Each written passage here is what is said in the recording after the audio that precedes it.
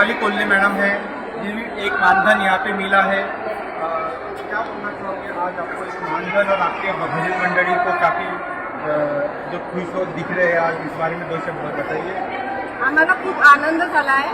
गडकरी साहेबांच्यामुळे आम्हाला घराच्या बाहेर निघून आणि भजनाच्या स्पर्धेमध्ये भाग घेऊन आणि आम्हाला मानधन पण देत होते आणि त्याच्यामुळे सगळ्यांना मंडळाचं कसं प्रोत्साहन मिळालं आणि आम्हाला प्राईज मिळो नाही मिळो पण आम्हाला खूप आनंद झाला आहे की आम्हाला मानधन मिळालं आणि आम्ही पुढच्या स्पर्धेसाठी तयारी करू। चांगली तयारी तुमची अजून राहील असं तुम्ही म्हणता, क्या बोलना चाहोगे? गडकरी साहेबांमुळे आम्हाला हे जे व्यासपीठ मिळालेलं आहे त्यावर आम्हाला सादरीकरण करण्याचं हे जे मिळालं आहे भाग्य, तेच आमच्यासाठी मोठं बक्षीस आहे। अच्छा, यावेळेस जरी असं वाटते का निरंतर हे होत राहायला पाहिजे? व्हायलाच पाहिजे, म्हणजे यावेळेस जरी आम्हाला बक्षीस मिळालं नाही, पुढल्या वेळेस आम्हाला नक्की बक्षीस मिळेल। किती मेहनत करावी लागते या भजनासाठी? किती रियाज एक राहते, ते मेहनत किती करावी त्या विषयावर आता काय? कसं आमचं भजन मंडळ कंटिन्युअस मध्ये असतं, वर्षभर आमचे भजन असतात, त्यामुळे आम्हाला जास्ती प्रॅक्टिसची गरज नसते। पण जे नवीन कुणी आहे, म्हणजे तुम्हाला 2 दिवस तुम्हाला 4 दिवस लागत असेल, 15 दिवस आम्ही तर वेळेवरती पण सादर करतो। आमच्या